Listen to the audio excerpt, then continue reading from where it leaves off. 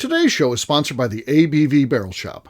The ABV Barrel Shop is located in the St. Louis metro community of Arnold, Missouri. The ABV Barrel Shop is focused on one thing, single barrels. Best of all, you can try before you buy.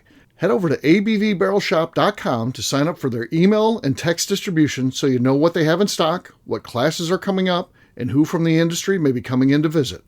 The ABV Barrel Shop. It's where single barrels live. We are also sponsored by the Bar to Go. The Bar to Go offers traveling minibars that are no bigger than a small purse or toiletry bag. Best of all, they are fully customizable so you can create the perfect piece that is unique for you.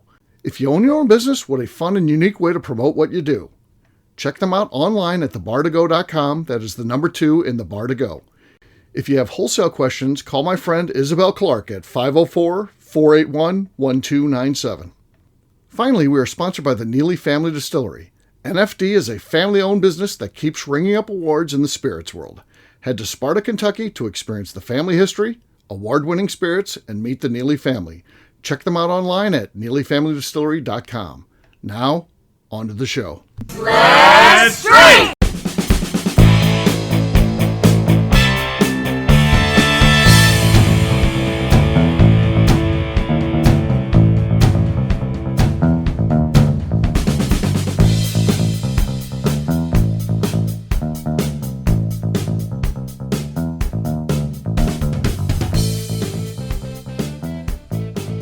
Welcome to the Bourbon Daily, the podcast about everything bourbon delivered to you every day of the week. Today on the show, we discuss distribution in bourbon and whether or not it is evil. Whoa. My name is Miss Beka Sue. Please join me in welcoming my co-host, Steve Akeley, as well as our special guests, Linda Monica, Jeff Andreezy, Darren McRoy, and Dana the Dreamer 6. Hey, gang, what's up? Hey, Hello. Hi, everyone. Hello. So, yes, we're talking about distribution today, whether or not we think it is evil. We'll get to that after the break. For right now, though, Jeff said there's something he wanted to talk about. What is that, sir? Something simple, I think, is if you had to eat one thing consecutively every day for supper, so don't bring in lunch and breakfast, just supper. And it needs to be, let's stick with the concept of meat. What would it be? And how many days in a row do you think you could eat it? Okay, so it has to be a meat. What if luckily Lenny's not here. I think everyone eats meat on the show, I think. So I actually gave up meat last Is it just a meat, or is it meat in the sandwich, meat in a meal? Oh, it can be. Once it's a meat, you could do anything you want with it. Okay. So you choose your meat, and then you go and you can make every dish with that meat. Yep. And how many days in a row do you think you could eat that same meat? Okay, fair enough. I'll go first. I think if I had to choose a meat, I would choose steak. Is that kind of what you're looking for? Yeah, I think so. I think you could mix it up enough. You know, steak and noodles, steak by itself, steak sandwich. It wouldn't be anything I want to do forever, but I think 2 months I could easily make it without too much complaint. And then after that, I would be like, wow, I need to get a pizza here or something. Yeah, on the steak pizza that I've been eating whilst this is going on. So steak, I'll go with. Mine would be rotisserie chicken. Okay. Yeah. Because you can just eat rotisserie chicken. Sure. You can shred it up and eat sandwiches with it. Pulled chicken. You can make it into just cold chicken. Sure. You can dip it in sauce. You can put it into a sandwich. You can turn it into chicken salad. Sure. You can add it into a soup. Rotisserie, you can eat the skin. I mean, rotisserie chicken is one of the most well-rounded chickens there is. Yeah. Okay, rotisserie chicken. All right. How long though, Becca? How long could you eat? I could do that forever. Yeah. Really? Okay. Oh yeah, rotisserie chicken. Hell yeah. It'd be fine. Okay. As long as if I could just use it. I mean, especially if it was like the only protein, because I added into everything. Okay. Should be fine. I would have to agree with that right there, because that's pretty much. Because you're afraid of Becca, or in reality? I mean, I'm just saying chicken, like rotisserie chicken, boiled chicken, fried chicken, any of that type of chicken. Like, we've probably been on that train for 4 years now. So 4 years of chicken. Okay. Yep. 4 years with no end in sight, right there. All right, Darren, how about you? So, chicken's the easy answer. So I'm not going to take it. Right. I think the answer is actually pork, because everything you can do with chicken, you can do with pork besides pasta, really. I'm sure there's some pork good pasta sausage. dishes. Yeah. You But can do pork sausage pulled in pork your tacos, amazing. huh? And pulled pork, like sandwiches, like pork cutlets, like pork chops and Pork ribs. Pork ribs. Oh, I could eat pork ribs alone. I tend to agree with you on this one, Darren, because there's also God. bacon. Yeah. Oh, bacon. No, I didn't even think about bacon. I agree with Darren on this one, and I was on a pork kick for a long time. Right. And so, like, that's kind of but like currently, I really like chicken, so I'd be fine with chicken. Okay. But I agree with pork Darren on is this one because pork is the most versatile meat there is. Also, this doesn't cut out like your sausage gravies and your sausage gravies, and that's really my favorite. For an example, you could do a sausage gravy or a sausage gravy. Yeah. Darren, have you ever heard of sausage gravy? I should try that. That's a fantastic one. But yeah, I think pork is underslept. And now the odds are, especially with me cooking it, let's have that one as one of the rules. Right. Because pork is a lot easier to mess up than chicken. It would probably end because I burnt or undercooked pork one night. Right. And then you just die. And then the yep, challenge would be over. This is the end of it. This is the end of it. Yeah. My mom thinks that way. She thinks if you ever have a bite of undercooked pork, you'll be just dead. Here's a fun fact, though. I went to a grilling school at the University of North Dakota with my dad. We went to a whole grilling school thing. Let's go to the grilling school. The guy said, "Here's the thing about pork. Yes. Everyone thinks you have to overcook it. No. These days, you're not gonna the disease is gone. Don't tell my mom that. The disease is gone. She's hanging on to that. He said, we understand that people don't want a medium cooked pork. He said, but you do not need to be overcooking pork like everyone thought you needed to for the past 20 years, or actually forever. But he's like, I wouldn't say overcook it, but I would definitely still undercook it. Overcooked pork is actually bad, by the way. But everyone thinks it needs to be about as dry as a bone, but pork literally does not need to be cooked as horrible as everyone makes it. It does not have to be like that. 145 degrees is done.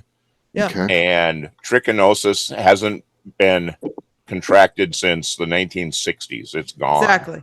You want to tell my mom this? Who's going to break it to my mom? I'll let your mom know. So the thing that gets me is not just Linda looks absolutely disgusted right now, and it's hilarious. I think she's an anti-porker. So yeah, my mom, I still can't eat it because I thought that, it was a good substitution for the bottom of a shoe. Not actually something you're really supposed to eat.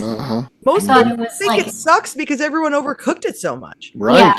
It's most people are like, I will not eat pork chops. And I fully understand that because pork chops are so fucking overcooked for years. Exactly. And go to Sandy Akeley's house. Oh. Yeah. Now I'm like pork chop day there. I love pork. I love pork because I never undercook it, but I cook it right till the second that it's perfect.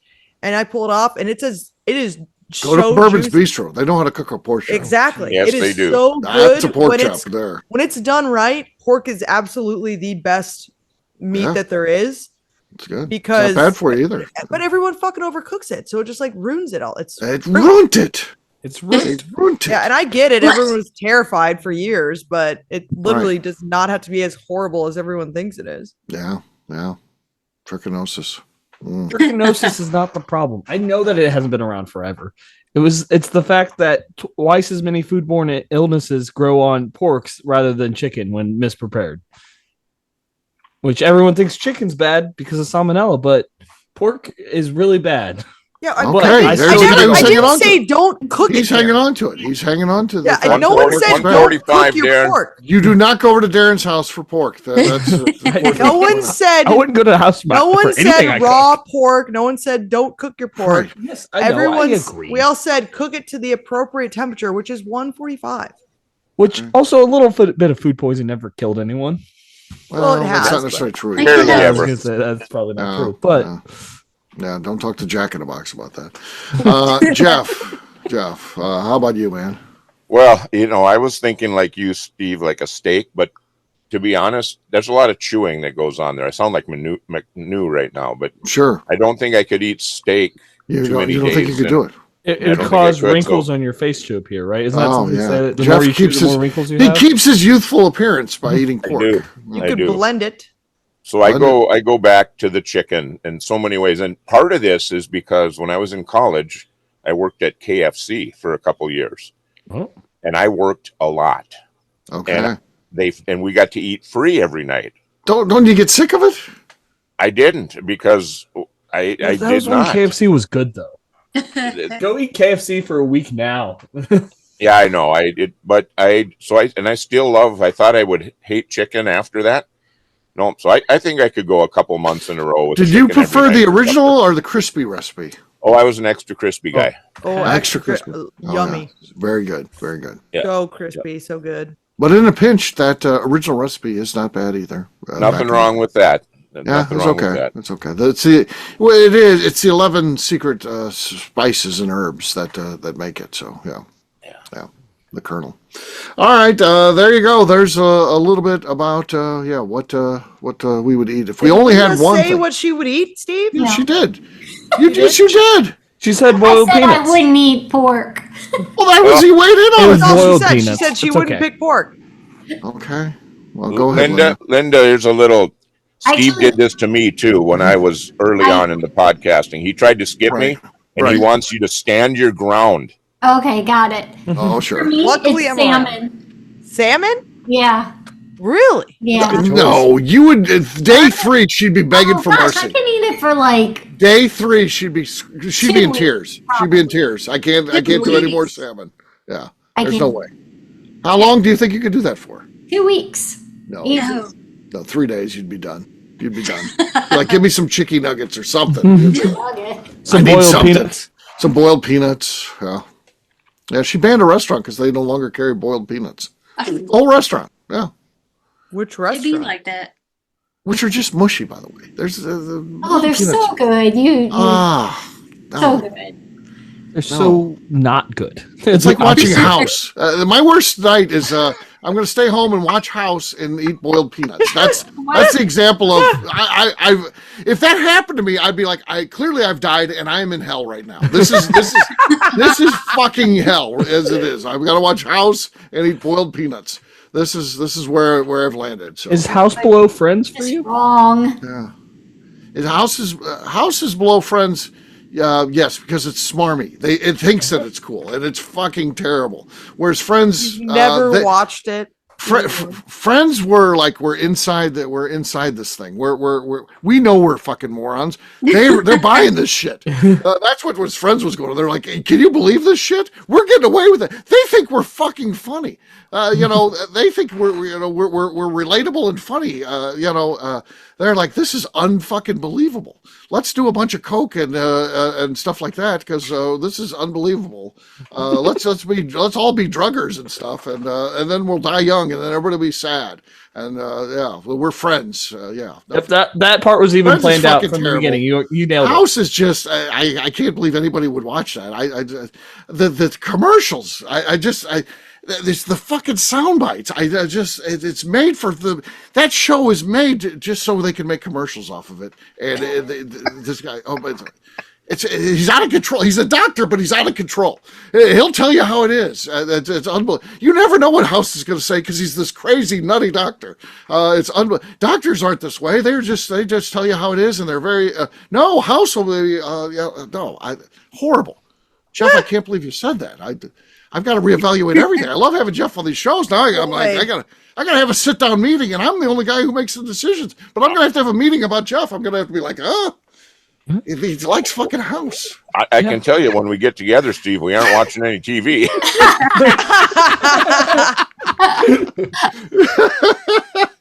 On that note, guess what, gang? It's time to drink. What is everyone drinking? I'll go first this time. I've got Michter's, or Mickner's, as some people say. I got their toasted bourbon here. So, yeah, how about that? Picked this up at Beka helped me out. She did me a solid and took care of putting a parking pass in my car while I stood in line and got the Michter's. You're welcome. Yeah, you think I would have just gave it to Beka and been like, "Thank you for." You would think that he'd buy two, or you think he'd do me a solid. They're like, "Do you want a second one?" I'm like, "No, this is all I need." Yep. He's like, "No, I don't really need anything." They're like, "Sir, it's limit possibly 2. It's limit 2 if you know anybody else that wants one." I'm like, "No, I can't think of anybody who's done me any favors who would actually like this." So I'm actually fine. All right, Steve. Beka got me in there, so I wasn't even supposed to be in there at that time. I was on the media pass, and I got wasn't supposed to be there. And then I'm like, he's stressed about not having the fucking thing in his window. I'm like, Steve, give me your key. I'll go get this in your window so you don't have to stress. So you can go buy your bottles illegally. Don't worry, buddy. I've got you. And then I got him into fucking VIP all day long. Yeah. I got to go to the VIP tent. Yeah, there was all a lot of day VIP long. there. I'm like, let's just go, Steve, and we just blast through people. We know Tim. Right. I got to go into the VIP tent, which was nice. So yeah, wasn't supposed to be there, but I got to. Go thanks to the bottle. Sorry, never mind. Yeah. All right, let's hear the cork pop here. I think this is going to be a winner. Let's see. Here we go. No. Well, a lot of squeak, hardly any pop. Very disappointing. I was hoping for the best there. Hadn't opened this one up in a while, so yeah. Next up is going to be Jeff. Jeff, what do you got there, man? Penelope toasted. Penelope toasted. Penelope toasted. Okay, that was good. That was very nice. That could be the winner. We'll see how it goes, but I definitely like that one. So, Linda's next. Oh, I got the planner's pick from the event yesterday. Oh, nice. I didn't think I was going to be able to open it. Hold on. Okay. Whoa! Almost talked over your own cork pop, but that was close. That was close. I think she took over the lead with that. That was crisp. She stuck the landing. No fouls on that one. So the most interesting thing was that bottle's 3/4 gone, and she just got it yesterday. Yeah, she's mowing through it. Yeah, really good. All right, Darren, you're next. I have our Bourbon Rubenesque pick from the shop for that we released on our 2-year anniversary. Okay. No, not enough. There may have been a desk hit there. It was my chest, actually, that we hit. That was chest. It hit his sternum then. Yeah. All right, Linda has the lead. Beka's next. I've got some Kentucky Owl, Kentucky Straight Rye Whiskey, 11-year. Okay. That's the good Kentucky Owl, by the way. That's a good one. That's back when they were killing it. Next up is iPhone 14 Pro Max. Yeah, right. Yeah, way to handle your branding there, Dana the Dream. I know, right? Yeah, that's good. Got this bottle of Angel's Envy, so let's see here. Oh. No, nothing there. Nothing there. Nothing there. So Linda wins it. 2-time champion now. Linda. Oh, look at you, Linda. All right, we'll take a quick break, and when we come back, we're going to be talking about distribution. Is it the most evil thing in bourbon? We'll do that in just a few.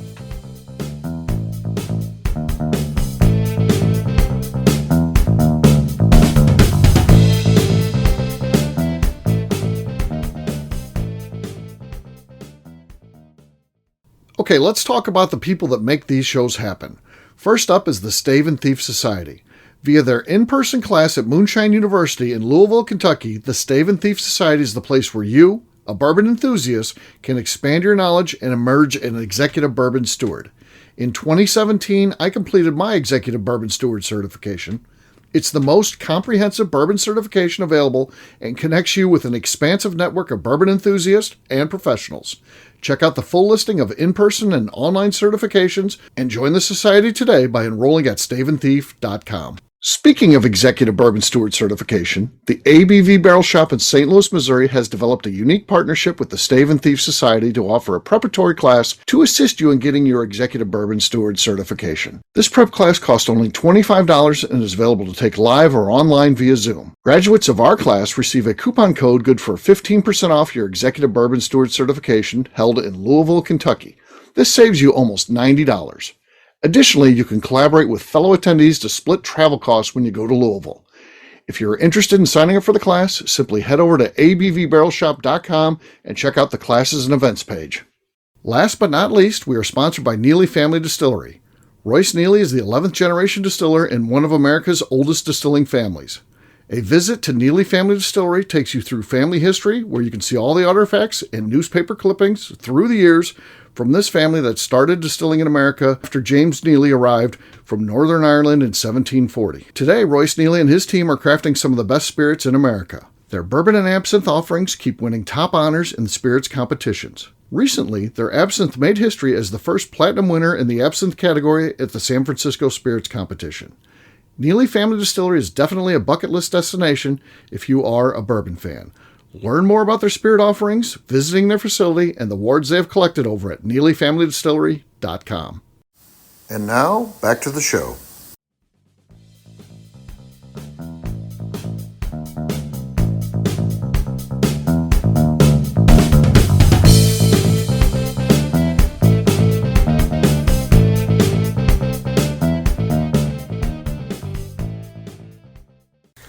It's JP Knobloch. I have nice hair on the ABV Bourbon Daily Show. Welcome back to the Bourbon Daily. Today we're talking about, is distribution evil? Yes, we are. So to understand distribution in the United States, we got to go back to Prohibition. And we're coming out of Prohibition. We decide that it's the modern age, and we are going to bring back, alcohol. So not only distilled spirits, but beer and all that kind of stuff. And the idea was, because again, we're talking prior to, computer times, how do you keep track? What's the checks and balances?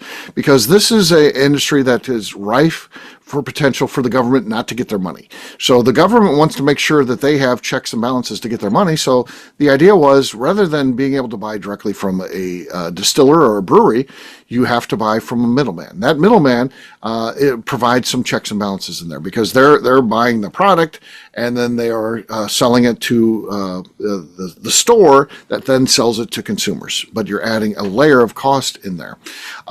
I think at this point in our history, we would be well past that, because we have invented something called the computer, where we can keep track of all the taxes, and the government can tap into that and make sure that everything's there. But what stops that, I think, largely is many of the states had a different approach on this. The idea was there's going to be three layers here. There's going to be the distillery or the brewery, and then there's going to be the distributor, and then there's going to be the liquor store.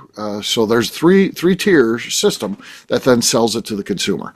The problem is, the states were allowed to interpret that on their own, and they all have different takes, where many of them just inserted themselves as that middleman, and it allows them to make kind of double dip a little bit, because they're making the money off the tax of what is sold, but they're also making the distribution money, and in some examples, they're also making the liquor store money. They're like, we can make money along every step of this chain.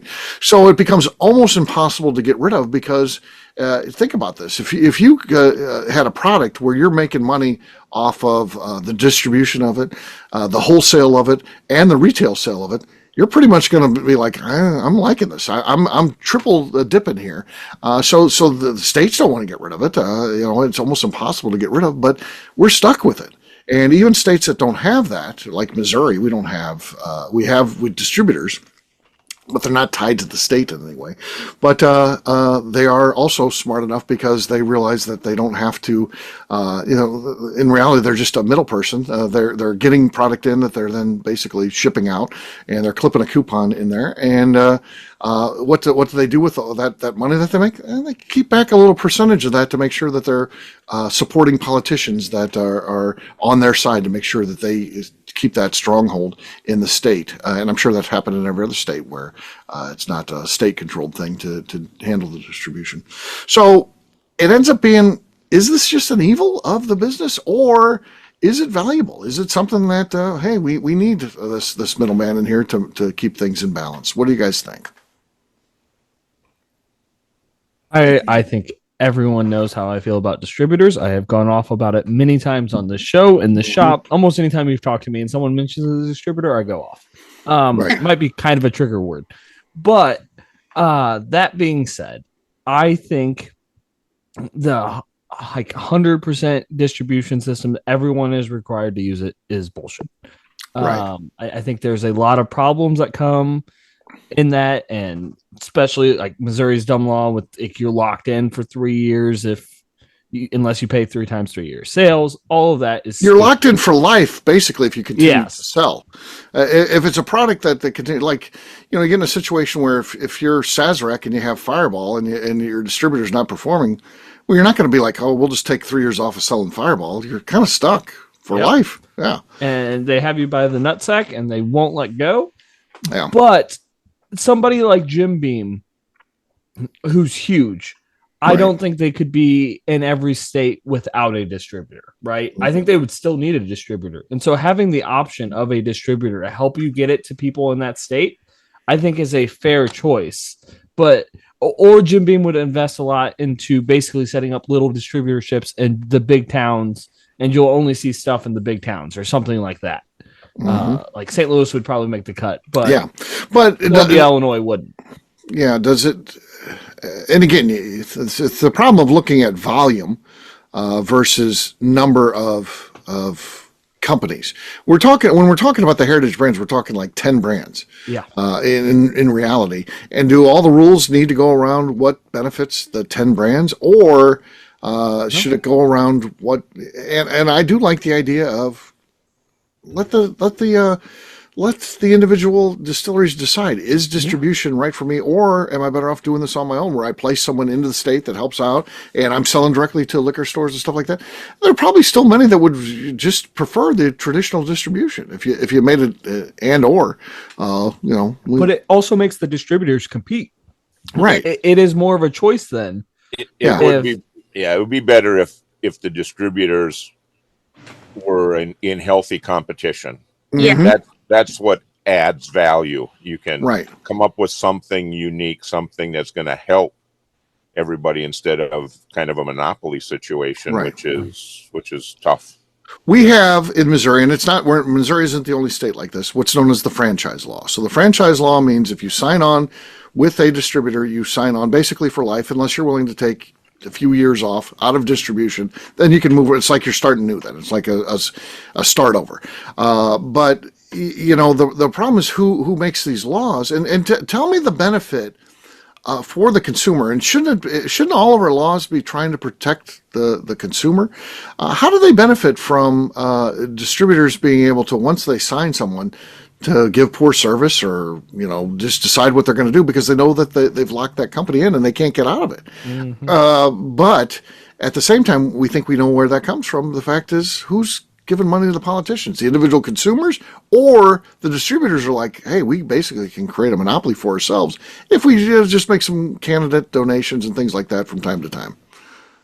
I mean, I think we know the answer. I don't think that I don't think that that distributors are evil necessarily. But I think that the way that it's done is, I think the way that it is that you have to do that, and because we're a small brand, we can't hire someone in every state to go and bring liquor around. Having a distributor is very helpful, but like the fact that you have to lock into some states, and once that's your distributor forever, and that's just how it is. Sorry, that sucks for you. It keeps people out of those states, which I think is wrong. Yeah. I think that the state controlled states, like the ones where the ABC states, I think that's complete fucking bullshit. Yeah. I think that if the consumers want to buy something, then you should be able to sell it. Yeah. Why why do I have to jump through so many fucking hoops to get into your state? Right. Like that doesn't make all the rules and regulations that go along with it that aren't actually helpful, that are just hindering things, I think it's complete bullshit. Also, like locking someone into something that's literally worse than a fucking marriage. Right. Like how the fuck how is that okay? Yeah. This crazy legal binding bullshit.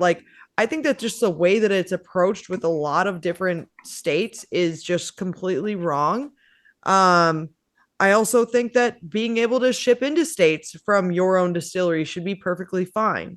Yeah. And there's some states that that it's cool. There's some states that are like, yeah, we don't care. North Dakota doesn't care if you ship it in North Dakota. You have to I think it's like $100 a year or something like that. It's super cheap to ship to North Dakota, like alcohol. Like there's what 12 states that are like, yeah, you can, but but most of those states who allow shipping still charge you a fucking like asinine amount to ship into their states. Yeah. And so they're like, oh yeah, we're free and we're open and what? Yeah, for a large amount of money and like tons of paperwork. Anything's good for a large amount of money. You can get a lot of shit done for a large enough amount of money. I don't think that distributors themselves are easy. I think that the system is evil. Yeah. Right. Yeah. The system is evil. The distributors are, some of the distributors we've met are evil. Oh yeah. They certainly are. There's definitely some who are absolutely well, evil. There's some that are just lazy and everything goes in. They don't try. They don't care about your brand. They don't give a fuck. Especially if you're a small brand. They don't fucking care because you're not making them the big bucks. Okay. Yeah, it sounds like it doesn't really benefit the consumer and it doesn't benefit like small distilleries at all. Right. It doesn't. And forcing people like now Steve's Gotten is like one of the only people to get around this, but they force these small liquor stores to buy a pallet of Wheatley vodka just to get an allocation of like some Blantons and some Eagle Rare. And they have to do that or they're not getting anything else. Yeah. They don't have a fucking choice. How bad does that suck? Yeah. Yeah. That is evil. Yeah. That is evil. That is wrong. That's evil. And then they just have this stuff taking up their like spots on their shelves that they can't fucking sell through because who the fuck wants that? Yeah. Let's talk for a second again about a franchise state. This isn't just Missouri, but anywhere else. Imagine this conversation. And, I think this also happens too. I think that, they see like a mid-level brand, like say a Neely or something like that.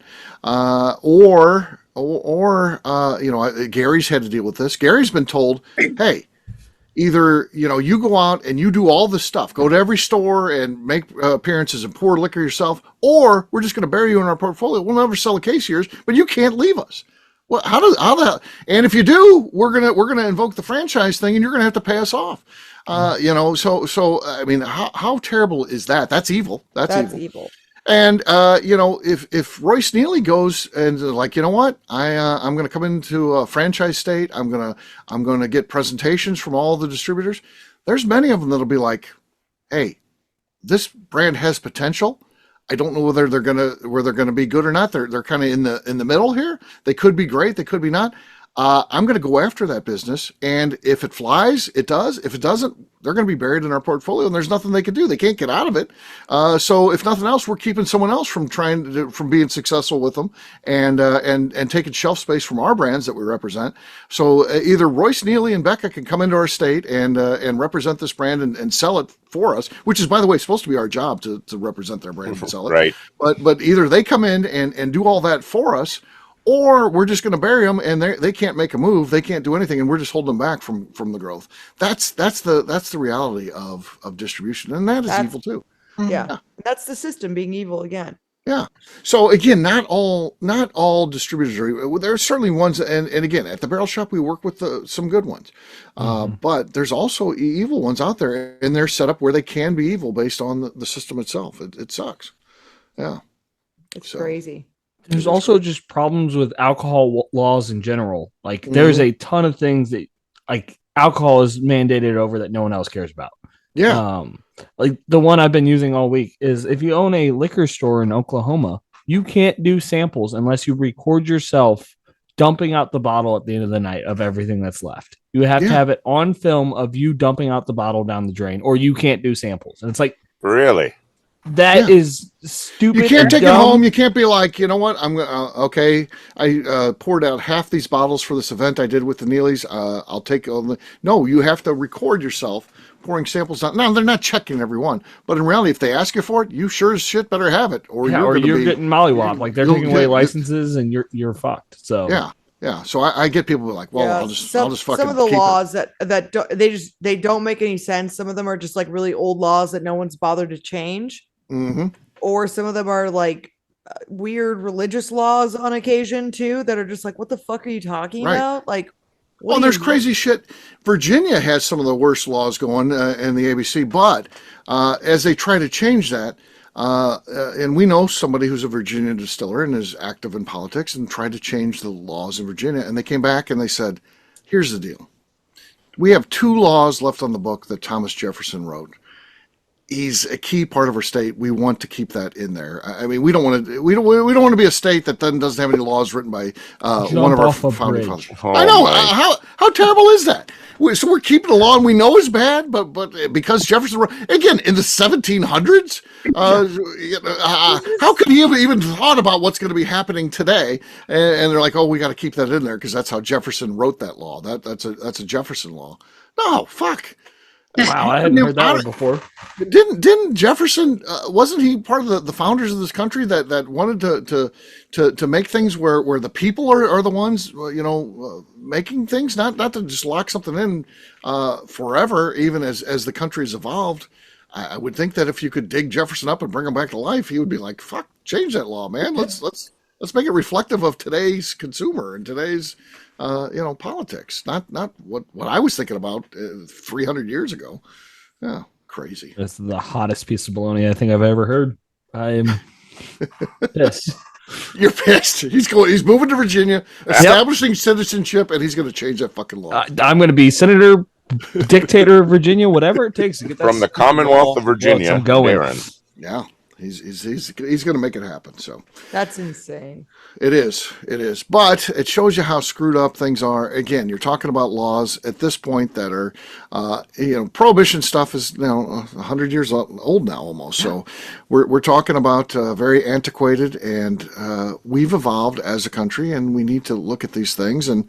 Hopefully we can get past some of it. I don't know how. Everyone talks about, it would take something like Jeff Bezos to be involved. Who can change the laws across the country? Maybe he can. I don't know. Maybe Amazon's like, I want to start being able to ship liquor everywhere. I maybe he could do it. But it's almost like an entity like that has to be involved because changing laws across the country is almost impossible. So I don't know. It's crazy. It's like everything. Everything has to be revolve around money, and get those things changed. It has to revolve around money. So honestly, the only thing that would stop distribution is Jeff Bezos. Yeah, seriously, an Amazon of alcohol distribution. Mm-hmm. Yeah, destroy everything. Actually, but it would also destroy all the liquor stores as well. It possibly could. It possibly could. Yeah. I don't know. I don't know if Jeff Bezos was able to get that change. Does everyone just start shopping for the alcohol on Amazon? Maybe, because it got all the variety there. Maybe, or maybe not. Or does the big specialty box stores go away, and then the mom and pops that offer specialized service where you can still go in and talk and try things? Which is what's happened, right, Steve, with the big box stores as it is. Right. A lot of the smaller mom and pop shops that actually have like specialty services and stuff, I don't want to say are fine. There's a lot of them that have gone under, but it's, when they have more specialty services and things that you can go into, people are still doing that. But I know JC Penney's, Sears, all those are pretty much gone. They're dinosaurs. And I think, I honestly think that the big box liquor stores, the same thing is happening. Do they know it yet? No. You don't know when you're dying out, actually, at the beginning of it. It takes some time. But I'm telling you what, the best thing that could happen to us is, and people be like, oh man, Total Wine, they when they come in the market, they just take it over and they'll beat everybody. They could move into our shopping plaza. They could take over the rest of the shopping, every other store in there but ours, and just let us be in there with them. We would do just fine. You might do better, Steve, because there'd be so many people coming in there, right? And they'd see you over here and saying, "I can get something different over there." Right, I can get something different. You're going to let me try it, and not just your store brands that you're trying to push me to. You're going to let me taste everything. I think we have problems with inspectors now. We would have people in there every day. Total Wine would be like, "Excuse you, it's 12:02. I think you're breaking the liquor law." Right, and I think you'd give better advice, like on what to pick and stuff. Like, half the time, Yeah, the big box stores, what do they push you towards? Their private labels, where they make their bigger margins. Yeah. They don't care about you, the bourbon fan, and what's actually best. They just want to push you towards, their private labels. So it's about volume in those. So If someone were to walk into like the store with Total Wine right next to us and be like, "Hey, I don't want to talk to the Total Wine people, and I don't trust their opinion, but I'm needing like a cheap bottle. What do you recommend?" That would probably make my life. Like if they walked out of Total Wine and walked in and were like, "Hey, we need help," and they're not going to help out with that. The right thing. I feel like we can help any customer who's open to discovering great whiskey, because we have lower price options too in our bottle and bond section. There's things even that they might recognize the brands. We're like, hey, this is going to be better than going and buying X off the shelf. So check out ours. So I would have no worries at all if they moved in as close as our shopping plaza. I'm very serious about that. I'm not joking. They could come in there. That'd be great, because they bring in the volume of people. Like Jeff said, we'll keep our regular customer base, and we'll get new ones from people who just discover us because they're there. Yeah. All right, we'll wrap this one up as we always do by talking about where people can find us. Linda, we'll start with you. Where can people find you? Linda.Monica1 on Instagram. All right, Darren. You can find me on Instagram at the Bourbon Adventures. Jeff. I'm on Facebook, Instagram, and the Cigar Dojo. Jeff Andreezy, 2 I's and 2 Z's. Dana the Dreamer 6. You can find me as Dana the Dreamer 6 on Instagram. Miss Beka Sue. You can find me on Twitter and on Instagram at Miss Beka Sue, 1K, no C's. All right, for me, I'm an easy guy to find at Steve Akeley, Twitter, Instagram, or Facebook. I've got a website, steveakeley.com. We've also got a company website. That thing's abvnetwork.com. Check it out. Everything that we do is out there. Previous shows, blogs, so much more. abvnetwork.com. Come by and see us. The ABV Barrel Shop, the place where you can try before you buy. You get personalized service. We'll help you find the perfect whiskey for you. That's what we do.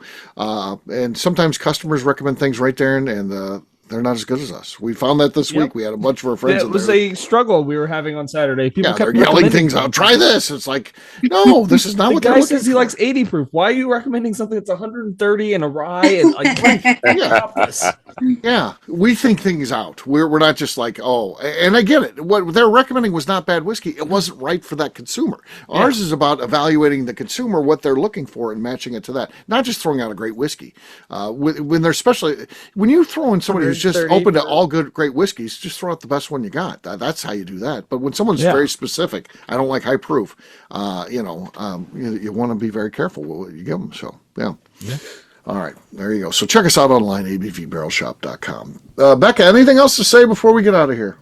I just like to remind the audience to please give us a 5-star review that includes comments. It helps new people find the show, which is very important to us. If you like what we're doing, we ask you please visit our Patreon page at patreon.com/the ABV Network. Great job today, gang. Finance, we'll have a brand new show for you tomorrow. Looking forward to that. Until then, take care, everybody. See ya. Bye, y'all. Bye-bye. Peace.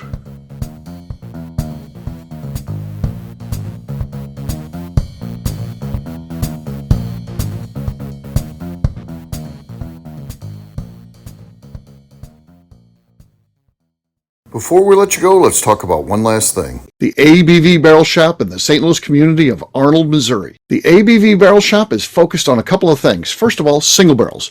We are the place where single barrels live. We go to distilleries, taste through the whiskey, select the best barrel, and have it shipped to our store where we present it to you, our customers, by allowing you to try before you buy. We're also known for the classes that we have in our education center in the store, as well as the events we have with industry professionals from the bourbon business. If you are in the St. Louis area, please come by and visit us at 6 Fox Valley Center in Arnold, Missouri. Or at a minimum, at least sign up for our email and text distribution so you know exactly what's going on in our shop over at abvbarrelshop.com. This is Steve Akeley, owner of the ABV Network, signing off. We thank you for listening to our programming and truly appreciate your support. The Bourbon Daily is part of the ABV Network. For more information or to become a sponsor, please visit abvnetwork.com. Thanks for listening and cheers. This has been a Steve Akeley production.